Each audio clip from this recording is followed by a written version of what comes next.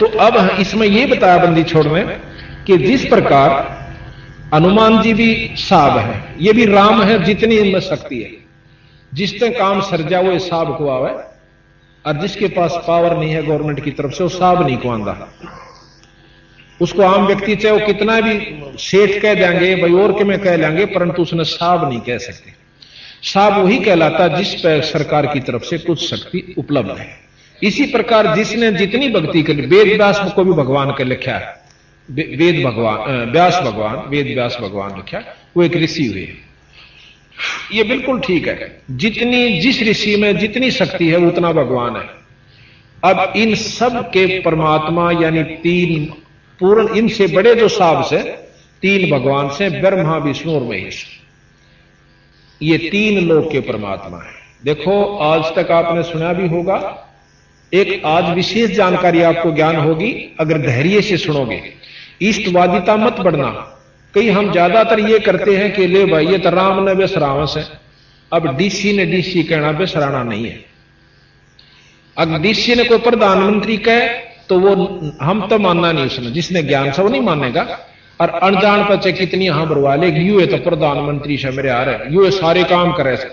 हाँ, जिले के जो लोग हैं जो उसमें रहते हैं उनके लिए वो भगवान से, यानी डीसी डिस्ट्रिक्ट लेवल का ही मालिक से, लेकिन प्रधानमंत्री या मुख्यमंत्री या मंत्री के कार्य को वो नहीं कर सकता। तो इस प्रकार कबीर गरीबदास जी ने बताया कि ये तीन लोक के परमात्मा 20 शास्त्र जानकारी दे हैं कि त्रिलोकी के नाथ ब्रह्मा विष्णु महेश। और फिर ये पुराण दिखाऊंगा आपको मैं। विष्णु पुराण कहता है कि शंकर भगवान जो है यो सबका रचयिता और सबसे बड़ी शक्ति, और ब्रह्मा और विष्णु तय इसके अनुचर हैं, और इनसे उससे इनके सारे काम सरे हैं। फिर आपको दिखाएंगे कि विष्णु भगवान से ब्रह्मा उसकी नाभि कमल से उत्पन्न हुआ, और ब्रह्मा उस कमल ने ढूंढता ढूंढता 36 युग लाग गए, उसने कमल की अंत नहीं पाई। और शंकर भगवान के ऊपर विष्णु भगवान ऐसे अपना शक्ति प्रदान कर रहे हैं। ये आपको चित्र दिखाएंगे। तो इन शास्त्रों को, इन पुराणों को पढ़ के कोई भी अपनी आत्मा उत्थान नहीं कर सकता, क्योंकि एक शास्त्र दूसरे को फेल करे। और फिर थोड़ी सी देर में उसी पुराण में लिख रखा कि ये तीन लोक के भगवान से। विष्णु पुराण में विष्णु जी को महत्व दे दिया, शिव पुराण में शिव जी को दे दिया। या तो ये तीन, फिर आखिर में क्यों कहें यही ब्रह्म है, यही पूर्ण ब्रह्म है। जीव रूप में तो हम भी ब्रह्म है, और कुत्ता और गधा भी ब्रह्म है, जैसे अभी आपको व्याख्या दी। लेकिन जहां ब्रह्म की स्थिति आओगी वहां ब्रह्म ब्रह्म ही है।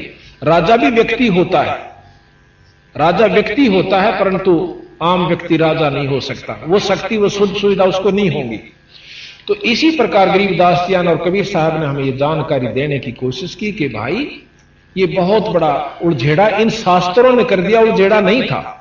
अब डीसी ने आज हमें जानकारी होगी, क्योंकि हम पहले गुलाम थे अपना हिंदुस्तान, और अविद्या ज्यादा थी, भयभीत इतने कर रखे थे कि सरेआम बांध के घोड़ा पर घसीट ले जाया करते थे।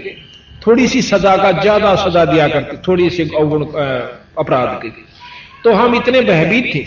तो हम इन शास्त्र विजों ने, जिन्होंने अपने स्वार्थवश, कबीर साहब गरीबदास जी बताते हैं कि हमारे को भयभीत कर रखा। तेरा बाबू मर गया, उसके भाई मैं गांव मांगे से, और उस गांव में तो नहीं देगा ना तो थारे ऊपर कहर हो जाएगा, थारे पशु मर जाएंगे, थारे न्यू हो जाएगा। ये वो डरते मुश्किल थे। बहुत से आपने कथाएं सुनी होंगी कि एक भगत का छोरा हो गया, लड़का हुआ, हाँ ना, एक का पिताजी मर गया। पिताजी मर गया तो श्राद्ध आया। एक भक्त वहां पहुंचा जो मेरे जैसा पाखंडी था, जाकर कहने लगा पंडित जी कोई हमारे पिताजी की खैर खबर दो। ने बोला भाई तेरे पिताजी ने तो गऊ चाहिए सर, और लागड़ हो, और वो तो बहुत तिसाया हो रहा सर, और भाई नहीं दोगे ना तो देख थारा नष्ट हो जाओगे। अब ने बोला पंडित जी, यानी पंडित माने कोई जाति विशेष से नहीं कहा। अब थोड़ी थोड़ी बातों को हम विशेष ढंग से समझाने की कोशिश करेंगे, क्योंकि कईयां को फाण आ जाए थोड़ी बात न सुनकर। पंडित किसे कहते हैं? विद्वान को पंडित कहा, ना कोई जाति विशेष। मेरे दादा गुरु छावड़े के जाट थे, और इनको गरीबदास जी एक संत मिला, ये पाड़ी थे और बहुत बुरी हालत थी, घर के आगे सताए हुए थे, मतलब इसकी कोई भाभी भूबी से परेशान थे ज्यादा।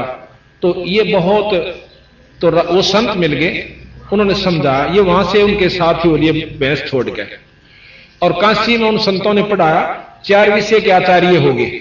आज ये पंडित चिदानंद जी के नाम से जाने जाते हैं और गोपालपुर में इनका आश्रम बना हुआ, पंडित चिदानंद जी, अभी लिखा हुआ है इनके ऊपर पंडित चिदानंद जी। तो हम कोई जाति विशेष को नहीं कहा कि कबीर साहब ने और गरीबदास जी ने। अब जैसे वैद, कई आपने देखा होगा, फलाना राम वैद, दकड़ा राम वैद, और वो जान दे को ना पेट के दर्द की दवाई, और वो फिर भी वैद लिखे। अब कोई वैद्यों की बुराई करे, बुराई का तात्पर्य उनकी उनके अवगुण बतावा कि यह हमने दवाई ठीक नहीं दी, तुम लूटते हो लोगों को। और वो वैद काली माने जो केवल लिख रहा है मैं वैद हूं और दवाई जानता नहीं, तो वो काली माने है ना, नाराज होता है, तो उसकी कमजोरी से उसने बेरा कुछ नहीं, वो सिर्फ वैद नाम से चिढ़ता है कि वैद को क्यों बिसराया इसने। तो पंडित जो है वो विद्वान को कहा, चाहे किसी जाति का भी। हमारे गुरुजी हैं दूसरे नंबर पे, इनके साथ में उरले वाले, ये ब्राह्मण थे जाति से, पंडित थे, जब फीत ला रखी ना वैसे फीत ला दे, वो पंडित थे, पर इन्हें कदे पंडित नहीं कहा अपने आप को। ये संत रामदेवानंद जी कहलाए। ये इस छोटे पैतावास के थे जो दादरी के पास है, हम इनके घर भी जाकर आए, लेकिन ये पंडित नहीं कहा, ये संत थे। इन्होंने वो नहीं काम किया जो संतों वाला, ना ये विद्वान थे, केवल संत थे। तो इनको कभी पंडित ने अपने आप को नहीं कहवाया और एक संत कहलाए। इसी प्रकार एक खानपुर में ये आया हुआ है, यहां पर खानपुर के भी, वहां एक रिटायर है उस गुरुकुल से, उनका नाम मुझे याद नहीं रहा, धर्म भानु जी, उनको पंडित जी के नाम से जाना जाता रहे, जाट, मतलब वैसे सामाजिकली जाट है, अब उनको पंडित जी कहते हैं। तो इस चीज के महसूस मत करना कि कोई पंडितों के विश्रास्त, जो गुमराह या स्मारक दर्शक जो हुए, उनको विद्वान जो हुए हैं उनके बारे में जानकारी दी।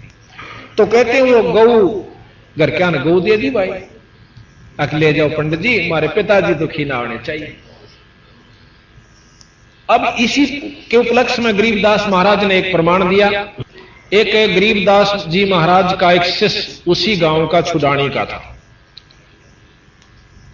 वो लड़का जवान था, शादी हो रही थी, उसके 2-4 दिन वो सत्संग में नहीं आया लगातार। तो महाराज जी ने बुला, भी की बात है, उस छोरे लाओ बुला। अच्छा भगत था, अच्छी लगन लगी थी उसकी, वो कदे फिर होके पिनिया दो बैठ गया और फिर बुरो लिया। वो बुला, भी महाराज जी याद करें थे तेने। वो गया, भाई गुरु जी ने कैसे याद किया? अखा महाराज जी कैसे याद किया महाराज? भाई मैं तो गरीबदास जी कहने लगे, मैं नो पूछूं था भाई, कई दिन लाग गए, दर्शन ना दिए, गांव के गांव में भी फिटन ना है, मेरे अर्जी नहीं लागता। महाराज जी ने कहे थे किसी तरह ये बेचारे आना शुरू, कंटिन्यूस आना जाना बना रहते, इनकी जो है, इनकी जो दुर्गति है वह ना फिर दोबारा पनप जावे, क्योंकि सत्संग हमारे अंतःकरण को साफ करता है। जितनी बार भी हम इसको सुनेंगे उतनी नई चेतना हमारे अंदर और हौसला बढ़ता है। अक जी ऐसे है कि मेरे पिताजी का श्राद्ध था कल, अच्छा जो कल गया उसको मेरे पिताजी का श्राद्ध था। के क्या करो भाई श्राद्ध में, के पंडित जी आवेगा, आता है और अपना भोजन बनाओगा और पहले आप भोग लगाओगा, फिर परिवार को बांटा जाएगा। बोला भाई ठीक, बहुत अच्छी बात भाई। और ने बोला महाराज जी मैं कल भी नहीं आऊंगा। क्यों भाई? कि कल मेरी मां का श्राद्ध है। बोला अच्छा, पर एक काम करिए भाई कि मैं हमने भी खवा दे, खीर ख्यार बना दे होगे? अखा जी खीर बनावांगे, थोड़ी सी मेरे खातिर भी ले आइए। अख ले आऊंगा महाराज जी, या कौन सी बात है, जरूर ले आऊंगा। नो करिए 2 आंख की ले आइए। अच्छा 2 आंख ले आऊंगा।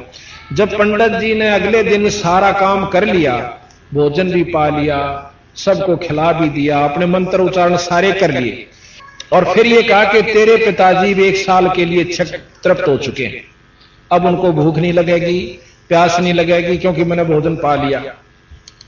तो ठीक से वो 2 आदमियां की, 2 व्यक्तियां की रोटी खीर लेके और बंदी छोड़ के पास आ गया। वो छोरा ने बोला महाराज जी रोटी ले आया, आजा भाई खेत में चालांगे। उन्हें सोचे कोई काम कर रहे होंगे मजदूर, उन्हें रोटी देने खातिर जानते होंगे, उन्हीं के खेत में चला गया। चले ले गए बंदी छोड़। और वहां एक जोड़ी ही बनी हुई थी चारों तरफ, जैसे झाड़ बोझ खड़े हो जाते हैं एक तालाब लेट लाट के अंदर। उस जोड़ी से 1 किला की दूरी पर महाराज बैठ जाते हैं और वहां से आवाज देते हैं उसके पिता तथा माता का नाम लेकर कि भाई फलाने और फलानी आप रोटी खा लो, थारा लड़का भोजन लेकर आया। और वो छोरा ने सोचा मेरे माँ बाबू का नाम ले आड़े कितना आगे हुआ। पंडित जी तो कहता स्वर्ग में जा रहे हैं उधर। तो इतने में एक गीदड़ और एक गीदड़ी भागती हुई आवे, आंधे बंदी छोड़ के पान चाटन लागी। उन्होंने उनका ऊपर हाथ फेरा। हाथ फेर के बोला भाई थारा लड़का रोटी लिया से भोजन पा लो। थारा कनागत था आज, एक का काल था एक का आज था। ये वो दोनों ने रोटी नो इसी खा ली। जो अगर कुत्ता भूखा हो ना, देखा हो वहां रोटी गिर दे ऊपर ते गलत लिया कर दो मुंह वाले, इतने ढंग से सैड देसी खा गए। और फिर भी नो देखे दानू और मिल जाते और भी खा ला। तो बंदी छोड़ गरीबदास जी कहने लागे रे भले मानस नो कह था तेरे पंडित जी ने खाए पाछे तेरे पिताजी तृप्त हो गए 1 साल के लिए।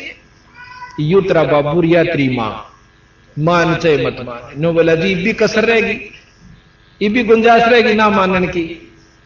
पर महाराज जी बीमारी या सब मैं मान लू तो घर के लाठी ठा ले, यानी मेरे के लिए कोई नहीं बसांदा या बेगन तो वारी छूटेगा। नो बोला तो ढीला पड़े। अब ठीक से आगे से महाराज मैं नहीं करूंगा। तो इस प्रकार हम अज्ञानतावश, और आपको प्रमाण देता हूं मेरे गुरुजी अभी 26 जनवरी 96 को उन्होंने शरीर त्यागा, 124 साल के हो गए। उससे पहले ये मेरे ख्याल में दिसंबर की बात है, नवंबर में अपने घर 45 चले गए। वह कह रहे थे कि ये लगभग 100 साल के बाद आए हैं अपने घर ने। 100 वर्ष के बाद गए, 15-16 साल के निकल गए थे। और पिछले साल ये भी गए थे एक बार महीने, मतलब 5-6 महीने पहले गए थे। तो हम वहां चले गए इनके पास। तो इनकी भाभी जी वह थी, भाभी जी जो लगभग 90 से भी 92-93 साल की हो रही थी। वानो बोली जी ये 12-13-15-16 साल के चले गए, 2 लड़के थे। क्योंकि भक्ति की जो कसक होती है वह पिछले संस्कार जो होते हैं वो बहुत तगड़े हों से और वो अपने आप मार्ग पर लगा दें।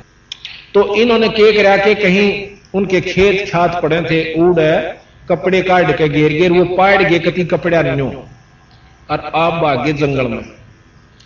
जाने वाला ने देखा कि वो 2 लड़के जंगल में भाज गए। तो हमने उसके बाद इनकी टोआ टाई बिक्री ढूंढा ढांडी करी, कितना नहीं पाए। तो हमने मान लिया कि वो किसी जंगली जानवर ने खा लिए, समाप्त हुए, मर गए।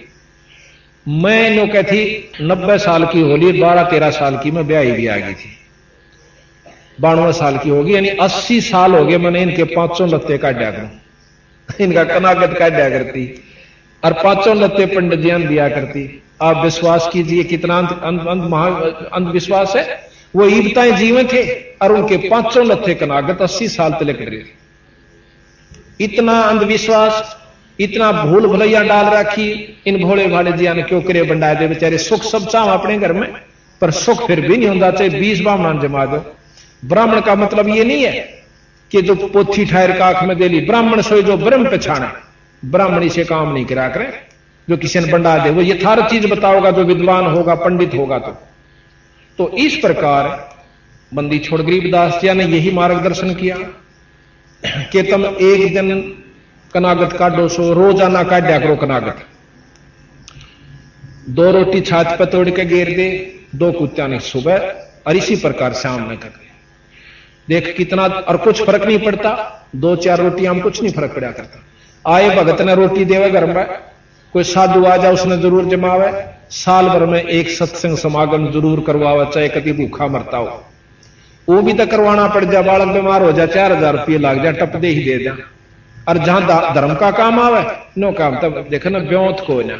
और जब ब्योत हो जा पटदेसी, लड़ाई हो जा, मुकदमा हो जा, जब वकील ने भी दिया 2000 रुपये और फिर घी बंदी रवा नारी क्यों करके होगा वो अलग से, पर धर्म की का ब्योत नहीं रंदा। तो ये ब्योत बनाकर संतां के समागम में आने से, सत्संग को सुनने से आत्मा उत्तिष्ठ होती है, इसमें प्रबल होती है और ज्ञान होता है कि इस बिना काम नहीं चल। चाहे अरबपति होकर चले जाओ, चाहे करोड़पति हो जाओ, कुत्ते और गधे की चुनी तो अरबपति नहीं बच सकते। वो बचेंगे अगर कोई झूठड़ी वाला भी है, ईश्वर का नाम लेता है, गुरु की किसी नाम ले रहा क्या, हर 2 पैसे धर्म पर लगाता है, तो वो सब राजाओं का राजा सिद्ध होगा आखिर में। महाराज कहते हैं गरीब सब रावण पति राव है, जिसका रोम रोम धन हो और सांस खाली नहीं नाम बनावे छत्रपति है सो। पर वो है राजाओं का राजा, जिसके 24 घंटे भगवान का भजन और सुमन रहता है। गरीब कबीर साहब भी कहते हैं कबीर सब जग निर्धना और धनवंता ना को धनवंता सो जानियो, जिस पर राम नाम धन हो। राम नाम धन नहीं, ये सब कंगाल है, ये 2 दिन के चोचले से। तो इस प्रकार तो यहां हम आपको बताने जा रहे थे कि इंद्र कुबेर ईश की पदवी और ब्रह्मा वरुण धर्मराया और विष्णुनाथ के पुर को पहुंचा तो फिर अपूठा आया। यानी विष्णु का जो स्वर्ग है, विष्णु भगवान का सबसे श्रेष्ठ स्वर्ग है, और उसमें बहुत ही अच्छे साधक वैष्णव साधु जाते हैं। अब वैष्णव साधु क्या करते हैं, क्या प्रक्रिया उन्होंने अपना रखी है, क्या उनकी साधनाएं हैं, वो भी आप देख लेना। वो सारे चाहे कितना भी गीता घोट रहे हो और चाहे संस्कृत में याद कर रहे हो, अगर नाम गुरु ते ले रखा है तो विष्णु लोक प्राप्त हो जाएगा, और वो भी कुछ समय के लिए, जितनी साधना कर रखी है, उसके बाद फिर उल्टा ही आना होगा और लख 84 भी भोगनी होगी। क्योंकि गीता जी का श्रेष्ठतम ज्ञान है, जैसे कर्म जीव करेगा उसे भोगने पड़ेंगे, जैसे करेगा। यहां बिल्कुल न्याय होता है। कहते हैं तुमने गरीबदास जी महाराज कहते हैं तुमने उस दरगाह का मैल ना देखा और धर्म राय के तिल तिल का लेखा। यहां तो तिल तिल का हिसाब है। तो जब हम अच्छे भी भोगने पड़ेंगे और बुरे भी, अच्छों के लिए स्वर्ग है और बुरों के लिए नरक है। आप देखिए, आप सारा दिन में कितने बुरे काम करते हो, आपने ज्ञान नहीं, पर हम गिनवाएंगे आप कितने बुरे करते हो दिन में। कहे जो नो कहे मैं कति बुरा नहीं करता, उनके लिए गरीबदास जी ने बताया कि इतने बुरे करता है कि तेरे पर गिठड़ी भी नहीं ठाई जाएगी जब अंत समय में जा गाड़ी दे, इतने बुरे करता है दिन में। कहे तो वो बुरे भोगने पड़ेंगे वहां पर, और अच्छे स्वर्ग में। अच्छे करने के लिए हमने एक विशेष साधन अपनाना पड़ता है, धन भी लाना पड़े, समय भी काटना पड़ता है, जब कितना अच्छा बन पावे। जैसे आम के पेड़ को तैयार करने के लिए हमने विशेष व्यवस्था बनानी पड़ती है, गेहूं की फसल को तैयार करने के लिए धन भी लाना पड़े, पानी भी देना पड़े, उसके लिए समय भी लगाना पड़े, शारीरिक मेहनत भी करनी पड़ती है, जब गर्मी सर्दी भी सहन करनी पड़ती है। आज पो के महीने में बूंद पड़ती हो एकादी और पानी का वार आ जावे तो हम पानी दे के आवांगे, चाहे नमूनिया हो 300 वे, पर वो काम छोड़ा नहीं जा, क्योंकि उसके बिना भूखे मर जा। तो जब जाके कितना गेहूं तैयार हो और फसल घर न आवे, जब कितनी मेहनत, और जो घास फूस झाड़ी जंखाड़ जो कांटेदार यानी दुखदाई वो आप हो जाए, पाया तलक आंदे रहेंगे फिर भी फूटते रहेंगे। तो बुरी कर्मता आप होया करे और शुभ कर्म के लिए जी तोड़ मेहनत करनी पड़ेगी, जब कितना बन पाओगा। और बाढ़ देखें सारे स्वर्ग और सुख की, और कितने हम साधना अच्छी कर रहे हैं, दिन में का हिसाब ला लीजिए। तो गरीबदास जी महाराज ने कहा कि इंद्र कुबेर वरुण धर्मराया ये पदवियां हैं, जो भी जिसने जैसी साधना कर ली, किसी को इंद्र बना दिया जाता है, किसी को कुबेर जो धन का देवता है, वरुण जल का देवता है, भाई इसी प्रकार जंगल के देवता है, और इंद्र लोक का मालिक है जो कि इंजीनियर है, जैसे चीफ इंजीनियर नहर का हो। तो इस प्रकार ये अलग अलग इनके बांट रखे हैं। इंद्र जो है ऐश्वर्यवान सत परमात्मा, यानी छक्का ठाठ करे मेरी उर्वशी वहां पर, और खूब मौज से, पर सह कितने दिन ये भी लिख रखा। और फिर वो इंद्र का के बनेगा, गधा बनेगा स्मृत लोक में आकर के, ये भी प्रमाण दे रखा। तो बंदी छोड़ महाराज कहते हैं सुख झूठे सुख को सुख कह मानत है मनमोद, ये सकल चबेना काल का कुछ मुंह में कुछ बोल। इंद्र ये देवता 33 करोड़ देवता 88,000 ऋषि भी काल के मुंह में है, उनको समय आने पर सबको भक्षण किया जाएगा। तो इस प्रकार ज्ञान दिया सतगुरु महाराज ने कि दोजक बहिष्ठ सभी ते देखे, दोजक नरक और बहिष्ठ स्वर्ग। अब ये उर्दू में बोल गए महाराज जी, इन्होंने सब भाषाओं को समावेश दिया है कि जिस भी इलाके में जिस भी स्टेट में ये ग्रंथ साहब पढ़ा जाएगा उस अक्षेत्र के जो भगत हैं वो अपनी भाषा में जब्बा पकड़ लेंगे। वही बात अपनी जाटू भाषा में भी लिख रखी है और संस्कृत में भी लिख रखी है। 4 वेद 6 शास्त्र 6 ये संस्कृत का शब्द है। 4 वेद 6 शास्त्र कहां 18 पुराण, और उन जो आज से लाखों वर्ष पहले घटी हुई बातें और जो शास्त्र प्रमाण दें, इस अनपढ़ जाट ने, जाट नहीं कहेंगे हम, अब थोड़े सा आपको समझाने के लिए करिए, जाट नहीं थे, ये संत थे। जाति केवल वही लगाते हैं जिनको ज्ञान नहीं होता, लेकिन समाज में जिस ग्रुप में पैदा हो गए उसकी फीत आखिर तक उतरती नहीं। और हम जरूर और लगा देंगे, पर उन्होंने कभी अपने आप को जाति से संबंधित नहीं किया, पर संता का जात होया भी नहीं करती। तो इस प्रकार फिर सतगुरु महाराज कहते हैं दोजक नरक और बहिष्ठ स्वर्ग। दोजक बहिष्ठ सभी तय देखे राजपाट के रसिया, और वही त्रिलोकी से तरपत नाही यो मन भोगी खसिया। ये मन 3 लोक भी अगर इस जीव को दे दिए जा तो भी इसका सबर नहीं होता। भाई एमएलए पहले तो कोशिश कर है कि एमएलए बन जाऊं, बस घनी सी कोई ना इच्छा। एमएलए बने बाचा फिर तगड़मबाजी देखा, मंत्री का सूत बैठ जाता घना बढ़िया, और मंत्री भी बन जाता फिर टांग लाओगा तले तले जा, पर मुख्यमंत्री सूत बैठ जाता घना काम में, और मुख्यमंत्री बन जाता फिर उसने सोचा प्रधानमंत्री पर जाऊं जबकि मैं और मौज हो है। प्रधानमंत्री भी बन जाए तो फिर दूसरे विदेशों को लूटने की सोचा, जैसे राजा हुआ करते थे, राजा बन जाते, बैठते नया लड़का राजा राजगद्दी पे, नो सोचा करता कौन से हमला करूं ताकि उसने भी अडक लो। तो बंदी छोड़ महाराज कहते हैं 3 लोक तो यो मन भर नहीं सकता, तीनों लोक भी इस जीव ने दे दे तो भी इसका पेटा नहीं भरे, और 3 लोक दे दिए भी जाएंगे फिर भी ये पशु तो नहीं जाएगा बिना एक सच्चे नाम के जाप। दोजक भिष्ट सभी ते देखे राजपाट के रसिया, और 3 लोक से तरपत नाही यो मन भोगी खसिया। फिर क्या कहते हैं कि असंख्य जन्म तन मरत्या होगे जीवित क्यों ना मरे रे, और 12 मद महल मठ बोरे भाई बहोर ना दे धरे। अब 12 शब्द संस्कृत का है, 12 यहां कहा कि असंख्य जन्म तन मरत्या होगे। क्या कितनी बार जैसे शुरू में बताया था कि असंख्य जन्म तन भरमत होगे कुछ ना हाथ लग्या रे, कुकर शुकर खरबया बोरे कौआ हंस बुगारे।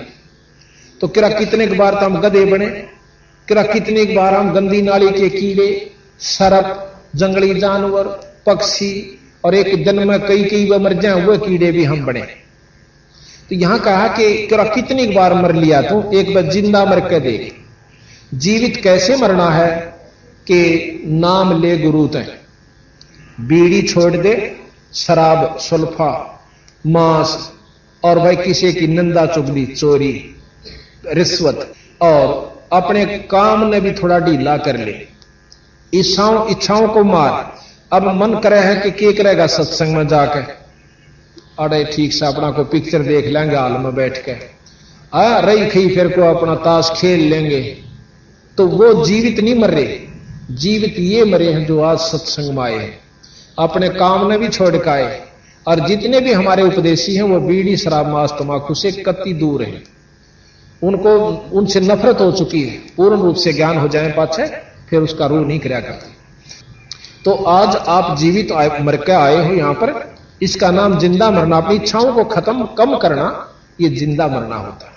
वो दूसरी बात है कौन कितना मर चुका है, धीरे धीरे मर जाओगे, मरने का तात्पर्य इच्छाएं खत्म हो जाएंगी, मरे पाछे जिंदा होया करे जीव।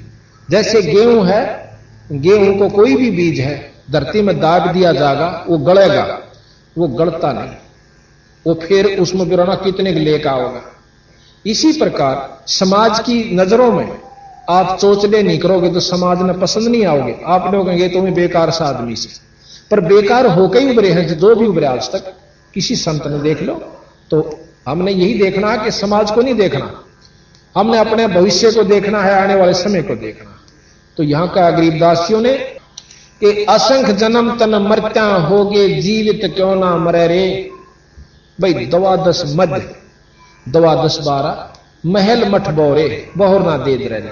यहां द्वादश का मतलब है 12 प्राण है, पान अपान समान वियान विज्ञान, इस प्रकार की 12 प्राण है। हमारी वायु है जो अपने अपना काम स्थान स्थान पर कर रही है, और इन 12 प्राणों के बीच में यानी वो आत्मा है। और उस आत्मा का जब हम निरीक्षण अपना आत्म स्वरूप देखेंगे, जब हम ईश्वरीय जो शक्ति का अपने अंदर संचरण करेंगे, और जब हमारे अंदर ईश्वरीय शक्ति संचरण हो जाएगी तो हम ईश्वर रूप हो जाएंगे। जब हम पीयू बनेंगे, गरीबदास जी महाराज कहते हैं कि असंख्य, कहते हैं कि असंख्य कोट ब्रह्मा हुए और असंख्य हुए ईश, वह वाणी अच्छी तरह याद नहीं मेरा, और साहेब तेरी बंदगी से जीव हो जा जगदीश। कह कितने तो ब्रह्मा हो लिए और कितने का भगवान जा लिए, पर सतपुरुष पूर्ण परमात्मा पूर्ण ब्रह्म की के नाम के जापते बंदगी से भजन से, और ये जीव भी जगदीश हो जाता है, परमात्मा स्वरूप हो जाता है। परमात्मा में के गुण होते हैं वो हम आपको बताएंगे, और परमात्मा कौन कौन हुए वो भी आपको बताएंगे, और कौन कितने परमात्मा हुए। जैसे मनुष्य है, बच्चा है, पढ़ रहा है, पढ़ के डीसी बन जाएगा, पढ़ ले भाई, कोई भी बन सके। तो इसी प्रकार जिसने नो कहा कि ना भाई डीसी तक कोई आदाय बना कर, वह चीज अलग से उसके लेवल का और अफसर बन जाएगा, वो सुविधा आपको प्राप्त हो सकती है किसी और अफसर से, यानी वो कार्य शुरू कर दे एक बार। तो इसी प्रकार अंत कोट ब्रह्मा होए अंत कोट होए ईश, और साहेब तेरी बंदगी से जीव हो जा जगदीश। तो हमने जीव से जगदीश बनना है, जीव से पीव बनना है। अगर जीव से पीवे नहीं बने तो वह कुछ भी कर ले वाड़ा। जो नियम मान कर चल रहा है कि जीव अनादि है, परमात्मा और प्रकृति अनादि है, फिर वो शास्त्र झूठे हो जाते हैं। दोनों कहे हैं कि जल तत्व को पृथ्वी तत्व को जल तत्व ग्रासेगा, यानी ये खत्म होंगे पर बीज रूप में फिर रह जाएंगे। और जब बीज भी खत्म होगा, जब हम सतलोक में चले जाएंगे, एक नाम का जाप बताए विशेष और विधि से पूरे गुरु से लेकर के, और फिर हम उस सतलोक में पहुंच जाएंगे जहां पर ये हमारे ऊपर प्रकृतियां नहीं रहती, ना प्रकृति की रहती और ना काम क्रोध मोह लोभ अहंकार की होती। तो यहां बताया कि द्वादश मध्य महल मठ बोरे जो बहुर ना दे धरेरे, दोबारा हम इस लोक में नहीं आओगे। इस लोक में जब भी कोई भी आया, कृष्ण भगवान आए 3 लोक के मालिक, कितना दुख पाए। एक दिन भी जो सुख का सांस कृष्ण लीला देख लो, रामचंद्र जी की रामायण पढ़ लो, जब एक दिन भी सुख का सांस वह लेकर गए होते इस मृत लोक में थे। और हम उनकी उपासना कर यहां सोचा हमने सुख हो जाए राम की उपासना करके।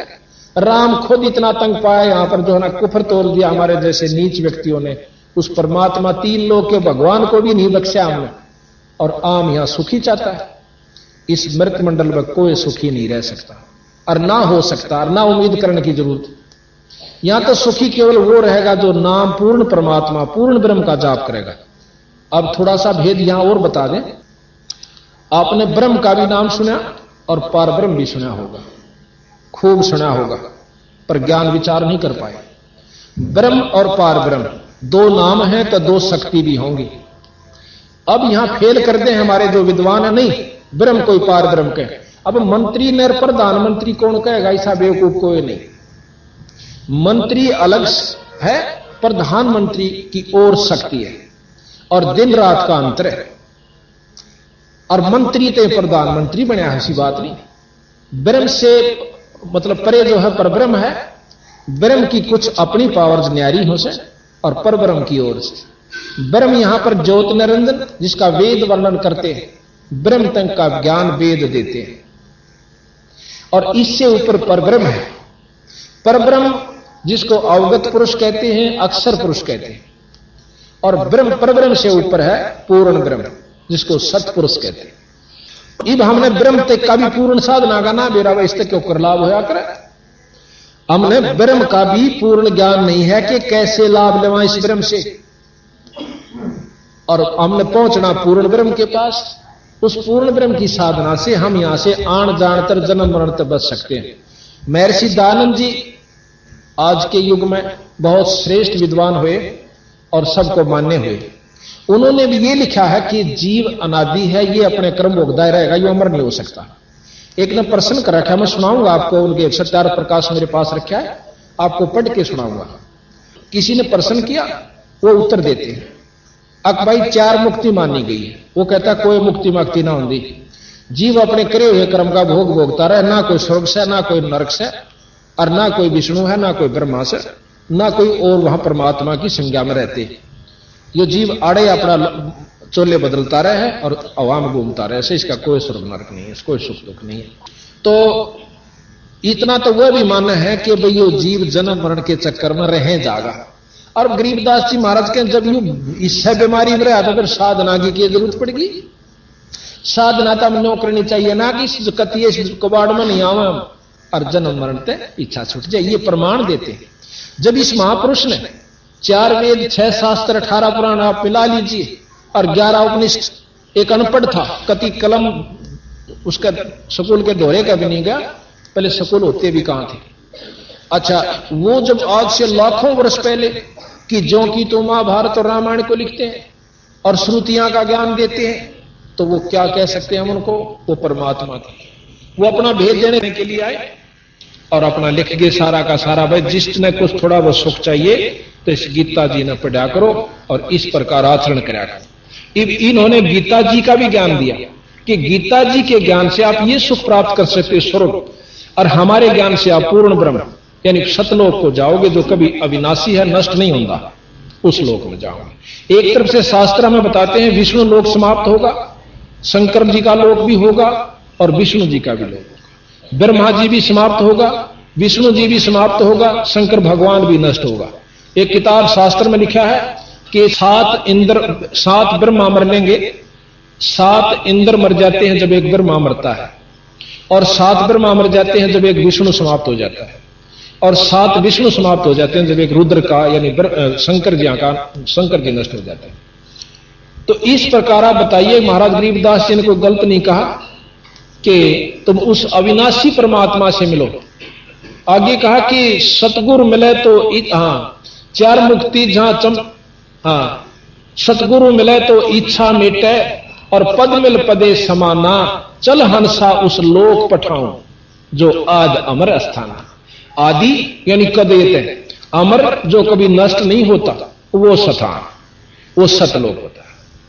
अब बताइए, फिर कहते हैं कि 4 मुक्ति जहां चंपी करती, 4 मुक्ति इस 3 लोक की, चौथी मुक्ति सायुज मुक्ति जो है श्रेष्ठतम मुक्ति है।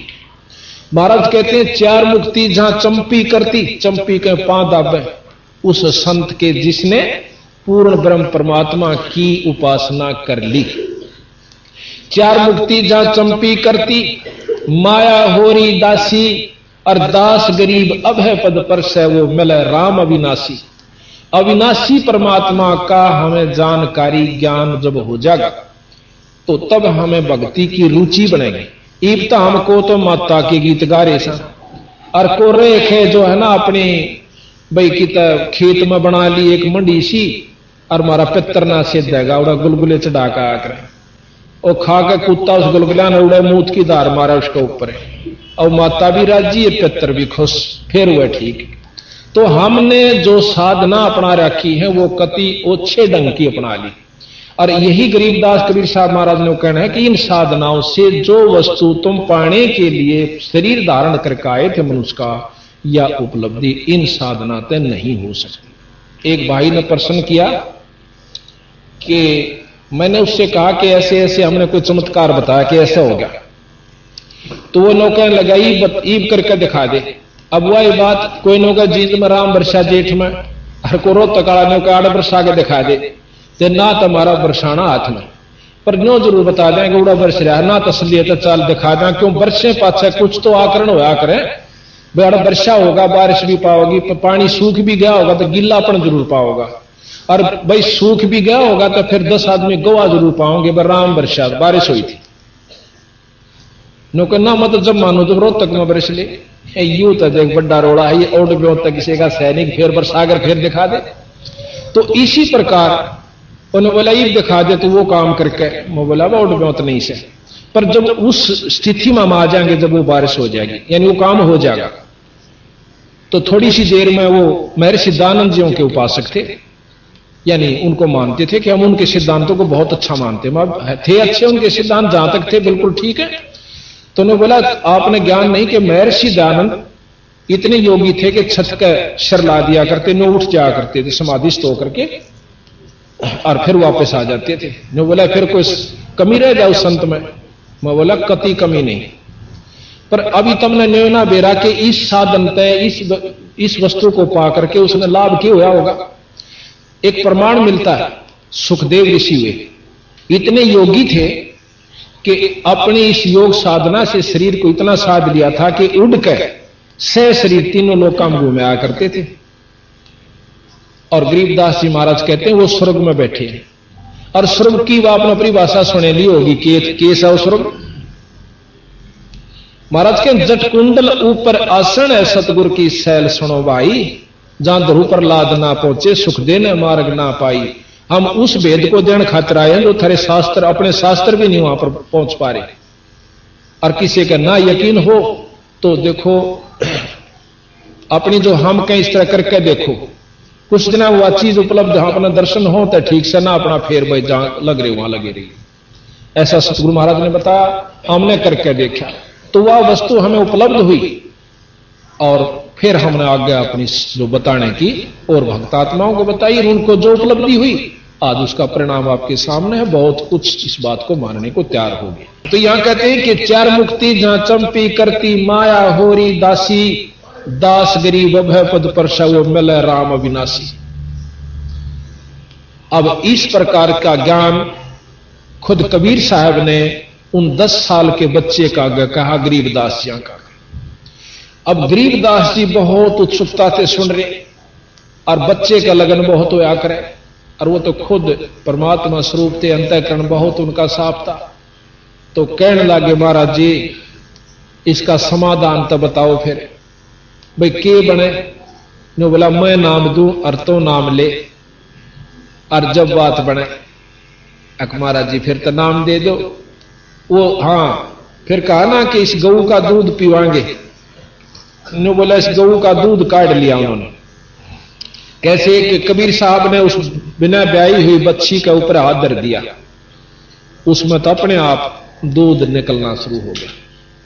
और बरोला ले जाया करते, बरोला का हरियाणा में जो शीत सात लस्सी वस्सी ले जाते हैं, छोटा मटका उसे वो धो धा रखा था, लस्सी लुस्सी पी कर रोटी राटी खा के, खाने के बाद वो नीचे रख लिया। जब वो बरोला यानी वो पात्र छोटा सा भर गया तो अपने आप दूध बंद हो गया।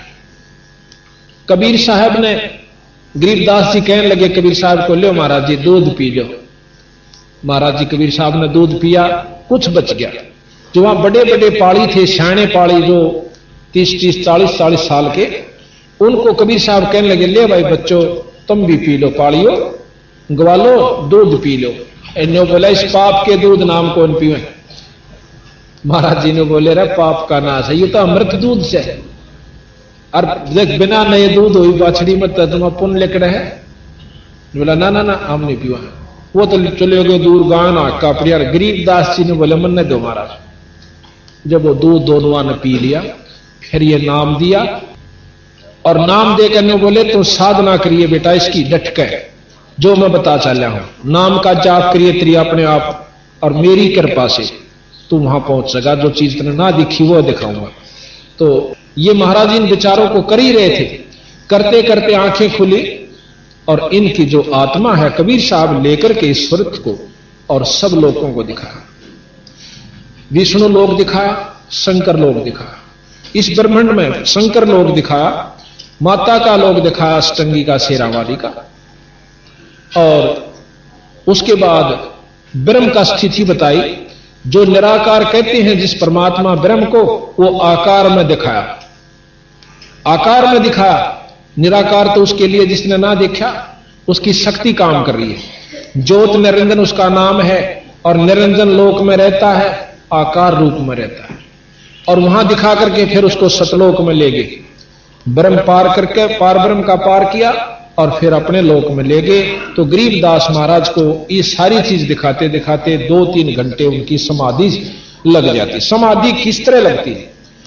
हम समाधि मानते हैं आंख मीच के और कई कई घंटे अभ्यास करें बैठ कर, नो 3-3 घंटे 4-4 घंटे, और एक भाई ने कहा हम 8 घंटे हो गए रोज अभ्यास करूं हूं, और तले तो सोनो जासू यहां तक, बस इतनी उपलब्धि होती है।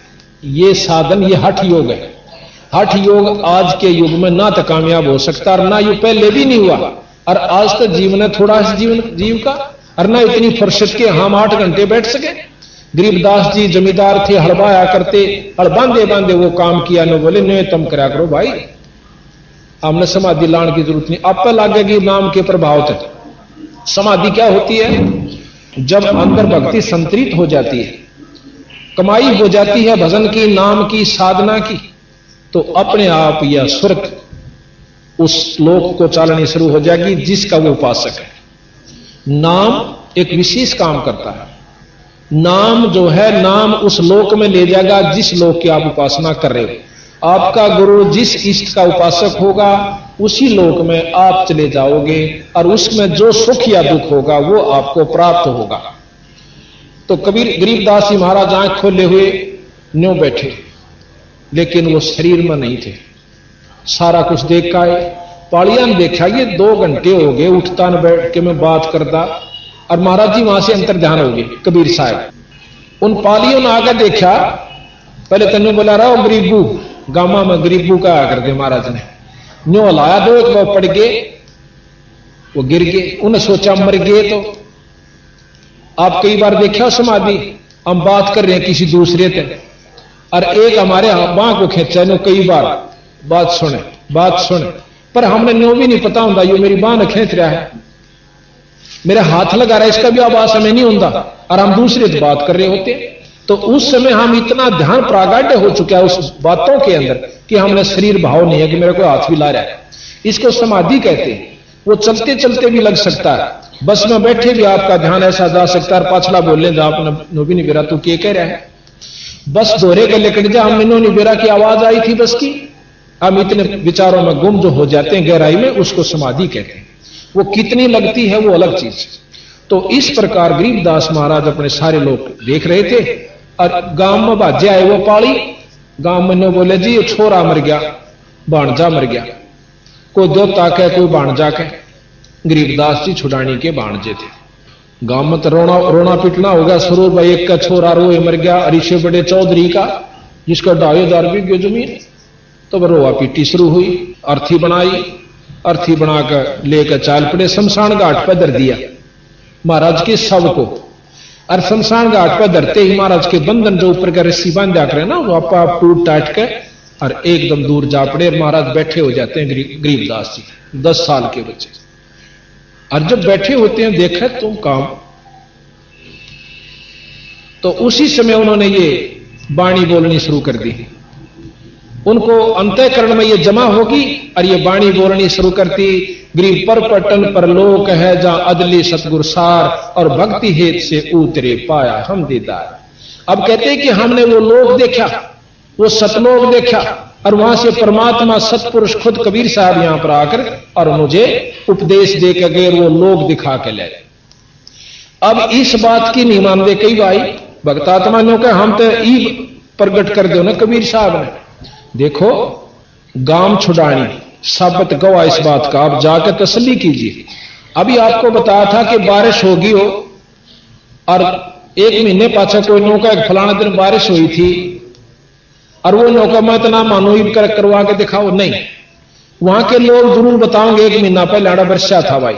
और जब 20 आदमी कहें तो वह सच्ची माननी पड़ेगी, चाहे वहां वर्षा हुआ दिखता भी नहीं, बारिश हुई नहीं दिखती हमने, तो वह माननी पड़ेगी, वह झूठ नहीं बोल रहे। साबत गांव में के शौक से झूठ बोलने का, और फिर ये प्रमाण देते अपनी वाणी में वो परमात्मा जिन्होंने 250 वर्ष पहले यूं लिख दिया था इस वाणी में कि इन राज्यों की रीत कहूं मैं तो से हंसा, और घर घर लोहा बर्तन धन और ना देखण में कंसा। गरीबदास जी महाराज ने 250 वर्ष पहले यूं कहा था कि घर घर लोह के बर्तन हो जाएंगे, कांसी नहीं रहेगी, कांसी का बर्तन नहीं रहेगा घर में देखण में भी। आज वो बात हो चुकी है, और 10-20 साल में कांसी कति खत्म हो जाएगी। आज लोह के बर्तन स्टील के घर घर हो चुके हैं। तो उनकी ये बात सत्य, ये भी सत्य माननी पड़ेगी कि गिरि पर पट्टन पर लोक है जहां अदली सतगुर सार और भक्ति हेत से उतरे पाया हम दीदार। अब कहते हैं वो कौन आए कि अलल पंख अनुराग है सुन मंडल रथी दास गरीब उधारिया मोह सतगुरु मिले कबीर। अब कबीर साहब के बारे में आपको जानकारी हम प्रथम देंगे, क्योंकि जब तक हम नहीं मानते किसी भी इष्ट को, किसी भी उसकी जब तक हम शक्ति का ज्ञान नहीं होता तो हम उसको आदर की दृष्टि से नहीं देखते। अब जैसे राम और कृष्ण जी के बारे में हमने रामलीलाएं पढ़ी और ऑर्डर लागे थे देखण, उनकी गांव गांव में रामलीला हुई, इतने महान 3 लोक के भगवान की उसने इतने शुभ काम किए और रामायण होने लगी तो हमारे अंतःकरण में परमात्मा की संज्ञा में राम और कृष्ण बिल्कुल अंतःकरण में जमा हुए। क्यों हुए? ध्यान से सुनिए ये बातें, आपको आज जो सुनने को मिलेंगी जिंदगी में शायद कभी कभी आपको, आप हिम्मत से सुनिए, इष्टवादिता में ना जाइए। ये खास यहां पर दुख होगा कि हम इष्टवादी बन जाते हैं, यथार्थ ज्ञान को भी ठुकरा देते हैं। नहीं, इतनी भी निंदा नहीं होगी, यथार्थ बात होगी। अगर यथार्थ को भी निंदा समझो हो तो फिर आपकी कमजोरी होगी। राम और कृष्ण भगवान 3 लोक के परमात्मा, इसमें कोई शक नहीं, बिल्कुल 3 लोक के मालिक हैं और 3 लोक में ये जो कर सकते हैं वो कर सकते हैं। डीसी जिले में जो कर सकता डीसी जिले का मालिक है और जो वो कर सकता वो ही कर सके, फालतू नहीं कर सकता। बेशक मालिक भी है पर जितने वो कर सकता अधिकार क्षेत्र उतने ही कर सके। मुख्यमंत्री जिले का मालिक है और ना इसका स्टेट का, राज्य का, और जितने उसके कार्य क्षेत्र अधिकार है वो ही कर सके। प्रधानमंत्री वाले काम मुख्यमंत्री नहीं कर सकता और डीसी भी नहीं कर सकता मुख्यमंत्री वाले, पर मालिक जरूर है। तो ये 3 लोक के परमात्मा ब्रह्मा विष्णु महेश, इनके अवतार राम और कृष्ण विष्णु जी के अवतार है। ठीक है, अब इनको भगवान की संज्ञा में हमने क्यों मान लिया? क्योंकि इनकी लीलाएं सुनी। राम को मारा, राम ने रावण को मारा, पुल बांध दिया भाई, और भी बहुत से चमत्कार करा, कितने बिना गिनती के। कृष्ण भगवान को ने कंस को मारा, ताम्रध्वज के लड़के, मोरध्वज के लड़के ताम्रध्वज को जिंदा करवा दिया काटने के बाद आरे से। ऐसी ऐसी हमने लीलाएं सुनी कि ये बिल्कुल परमात्मा थी। और उसको गोवर्धन पर्वत को उठा लिया था, कोई बिल्कुल उठा लिया, कोई इसमें वो बात नहीं। तो हमने उनको इसलिए भगवान माना कि उनमें ये गुण है, वो ये काम कर सकते हैं, उनमें इतनी शक्ति है। तो हमने उसको, और फिर शास्त्रों ने गवाही दी कि ये 3 लोक के परमात्मा है। तो हमने ये मानने पर, चाहे कोई ना माने जब भी है, और जो मानता है वो अच्छा आदमी है। तो ये 3 लोक के परमात्मा के गुण को हमने जान लिया। हम आज तक राम और कृष्ण तक कोई नहीं मिले हैं, आपा मत कोई सा भी राम और कृष्ण से नहीं मिल लिया, पर उसकी गुणों को, शास्त्रों के ज्ञान को, रोजमर्रा की जानकारी को हमारे अंदर विवश कर दिया।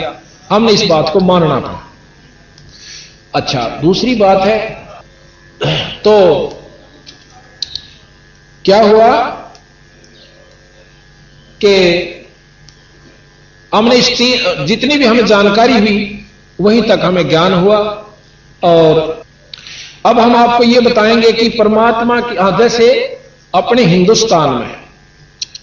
हिंदुस्तान सारी पृथ्वी का बहुत छोटी इकाई है। सारी पृथ्वी की हिंदुस्तान बहुत छोटी इकाई है, बहुत बड़ा। बाकी तो वर्ल्ड कितना रह गया? उस वर्ल्ड में, बाकी वर्ल्ड में कोई भी राम और कृष्ण को मानने वाला नहीं है। यह भी यथार्थ से सत्य है, कोई शक नहीं। अब ना मानते, क्यों ना मानते वो अलग चीज है। वो उनके ना मानने से ये 3 लोक के परमात्माओं की शक्ति कम नहीं होगी, ये ज्यों की त्यों रही और रहेगी। अब बात यह है कि हमारे हिंदुस्तान में भी मेरे ख्याल में तो 60% आदमी होंगे जो राम और कृष्ण भगवान को, विष्णु भगवान को, ब्रह्मा जी को परमात्मा की संज्ञा में मानते हैं। और भी बहुत से महर्षि हैं जो लोग कहे हैं कि ये तो कोई थे ही नहीं। अभी आपको महर्षि दानव जी का आपको 4 प्रकार सुनाऊंगा। वो लोग कहे ये तो कुछ भी नहीं थे, ये तो एक जीव थे, राजा थे, और इनमें कोई शक्ति नहीं थी। नो तो राजा किसी ने मार दे, कूट दे, वो आप पर ठाडा होकर बोला अपनी महिमा करवा लिया कर। ऐसा भी हम नहीं कहेंगे, ऐसा कबीर साहब ने नहीं कहा। उन्होंने इस 3 लोक के भगवान ज्यों के तो मान्य रहे। अब हम आपको अपने भगवान के बारे में बताएंगे। हमारा भगवान कबीर साहब और गरीबदास जी, जैसे विष्णु के अवतार राम और कृष्ण जी 3 लोक के परमात्मा के सत्य है, इसी प्रकार पूर्ण ब्रह्म सतपुरुष के अवतार कबीर साहब और गरीबदास जी, ये दोनों आए और ये चारों युगों में आए। कई भाइयों कहे कबीर तो काल पैदा हुआ 600 वर्ष पहले, तो सतयुग में कबीर का ज्ञान कहां था? ये उनका भूल से। कबीर साहब ने लिखा कि हम चारों युग में आए हैं। सतयुग में सतसुकृत नाम से, त्रेता में मुनिंदर नाम से, द्वापर में करुणामय नाम से और कलयुग में मैं कबीर नाम से आया, महाराज कहते हैं।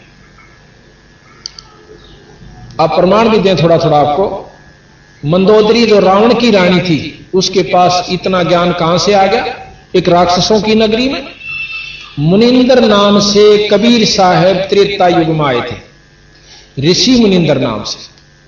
और वहां जाकर के एक भाट था, उस चंद्र विजय भाट का सारा परिवार कबीर साहब का स्थित था श्रीलंका में। और वो रानी के पास जाया करती थी वो भाटनी, उनको शब्द सुनाने खातिर, उनको नाचने गाने के लिए, और उसका प्रेम ज्यादा मंदोदरी से हो गया था। एक दिन मंदोदरी को उस भाटनी ने जो कबीर साहब यानी मुनिंदर साहब की बात सुनी सत्संग में, और वो जाकर बताई, बेबे बहन ऐसे ऐसे सुना, परमात्मा के नाम के बिना इस जीव का किते ठिकाना नहीं से, ईश्वर का भजन करना चाहिए। ये 2 दिन का जीवन है, पता नहीं कितने अरबपति हो गए। गरीबदास जी महाराज कहते हैं, पृथ्वी पति चकवे गए भाई जिनके चकर चलंत, रावण सरीखे कौन गणे इसे जालिया ना। लोगों किरा कितने करोड़पति अरबपति हो गए, जाली और गधे की जूनी भोग रहे हैं। यो राम नाम बिना भाई छुटकारा नहीं होगा। तो मंदोदरी को जाके उस भाटनी ने, चंद्र विजय की पत्नी ने बताई। मंदोदरी बहुत पुण्यात्मा थी, उसके अंदर कसक बड़ी। उसने पूछा, बेबे यू तेरे ताई किसने बताई यह बात? ने बोली, मारे गुरुजी आया करे। गुरुजी आया करे कहां आए? इब कहां वजह मन में लाई तक मैं बता दूंगी। मन तो न्यो ना जिक्र करा भी राजा की रानी है, कदे मारी बातां दौरा छोटे व्यक्तियों दौरा ना आवे। बेबे देख यहां तो मैं बुला नहीं सकती गुरुजिया ने, पर मैं आ जाएंगी लोग छुपमा अपना कार्ड कैसे ने बोली, बे तू आ जाइए। जब महाराज कबीर साहब मुनिंदर साहब दोबारा वहां पहुंचे तो उस चंद्र विजय की भाटनी ने जाकर मंदोदरी रानी से बता दिया, गुरु जी आ रहे वे आजा तू अपनी बात करे। अब वह मंदोदरी इतनी लायक थी, इतना उसमें ज्ञान था, उसी समय छोड़कर अपने महल ने और लेके एक बांदी ने साथ और महाराज के पास पहुंच जाती है। जाकर लंबी दंडोत करती है मंदोदरी। तो उन्होंने क्या किया, कहने लगे, फिर उसको समझाया, बेटी ये 2 दिन का जीवन है और ये रावण दोष है, ये बहुत उल्टा रास्ता पकड़ चुका है। एक बात विचार कीजिए, रावण जितना तप और कुर्बानी शायद कोई कर सके, शंकर भगवान का तप और अपनी नाड़ काट कर उसको चढ़ा देना कोई बालका का खेल नहीं है। पर उसमें कमजोरी क्या रही? ज्ञान की कमी रही। वैसे विद्वान मानते हैं, संत इसको ज्ञान नहीं मानते, जो खोटा कर्म कर दे। ज्ञान हो पाछे तो कीड़ी नहीं मार सकता आदमी, और उसने इतने कुकर्म पाछ दिए, उसको ज्ञान नहीं था, अभिमान हो गया। तो मंदोदरी को कबीर साहब से उपदेश मिला, ने बोला, बेटी तू अपना भजन कर, वो तो मानेगा नहीं। उसकी तो ऐसी स्टेज पे पहुंच गया कि वापस आना उसका मुश्किल है। तू अपना भजन कर, ये नाम ले ले और तेरा छुटकारा हो जाएगा किसी युग में भी। तो उसी प्रकार मंदोदरी ने कबीर साहब मुनिंदर साहब का नाम ले लिया।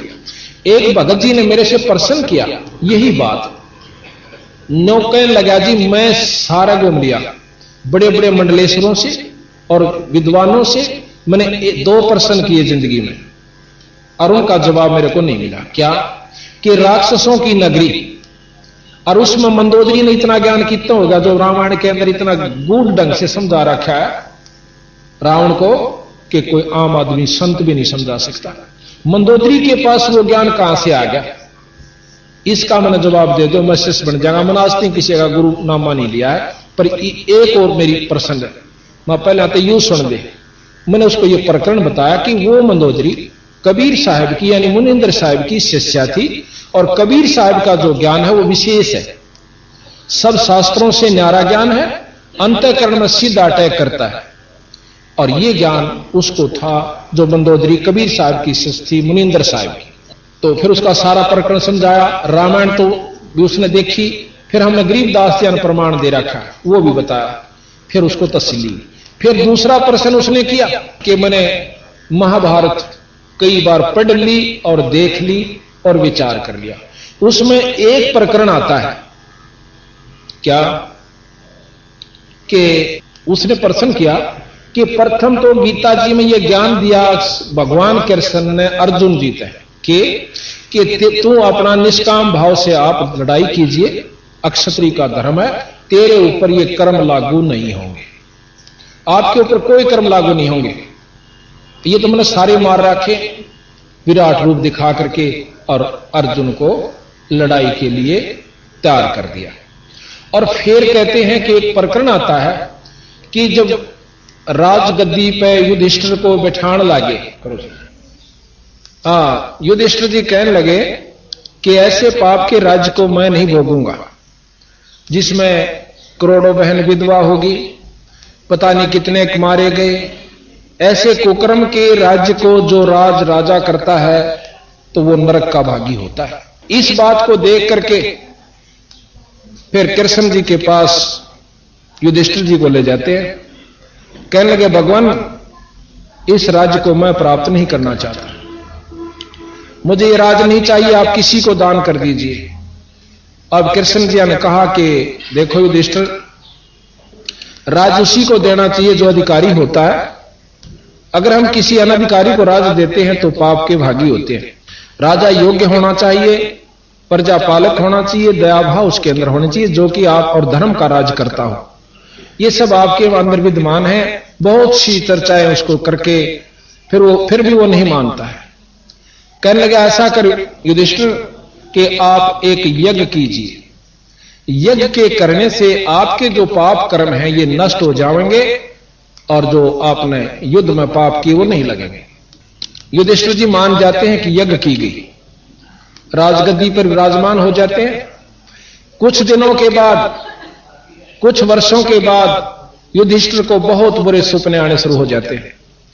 रात्रि में देखता है कि किसी की नाड़ कटी हुई है और कोई हाहाकार करता हुआ भाग रहा है, कि कोई भाग रहा है, उसके पीछे से तीर मार दिया, वो तीर भागता जा रहा है, रोता जा रहा है और पड़ जाता है और मर जाता है।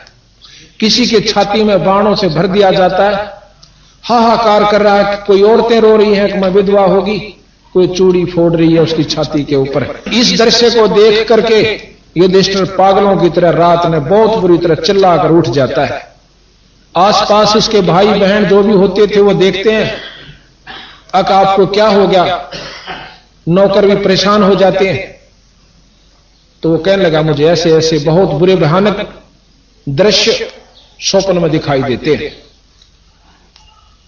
इस बात के लिए वो फिर भगवान कृष्ण जी के पास जाते हैं कि भगवान मैं बहुत परेशान हो गया, ये क्या कारण है कि मुझे ऐसे स्वप्न दिखाई दे रहे। तो भगवान कृष्ण जी ने कहा कि आपने जो युद्ध किया था महाभारत, वो जो पाप कर्म आपको सेध रहे हैं, दुख कर रहे दे रहे हैं। अब ये लफ्ज दोबारा सुना उसने। युधिष्ठिर तो बहुत शील स्वभाव के थे, कुछ नहीं बोले, पर अर्जुन जी के कान खड़े हुए। गरीबदास जी प्रमाण देते हैं, कबीर साहब ने प्रमाण दे रखा, पर अर्जुन नो नहीं बोला कि भाई युधिष्ठिर के मन में यह जावेगी कि मेरे सुख होने में यू भाई राजी नहीं टांगड़ावा, भाई मन चैन आ जा रात ने यू युग नहीं करने देंदा नहीं। उसी समय अर्जुन ये कहने वाले थे कि भगवान आप कह रहे थे कि आपके ऊपर कोई पाप कर्म लागू नहीं होंगे, पर नहीं बोले। अश्वमेघ यज्ञ की तैयारी हुई।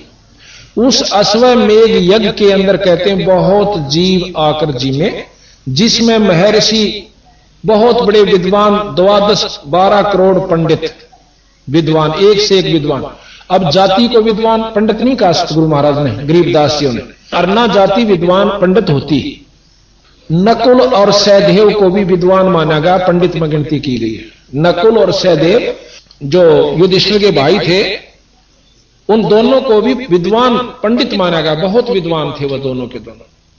तो नकुल और सहदेव के से विपरीत वशिष्ठ मुनि से और द्रोणाचार्य पता नहीं कितने और तीनों देवता ब्रह्मा विष्णु महेश ऋषि रूप में आकर उस यज्ञ में भोजन खाते हैं।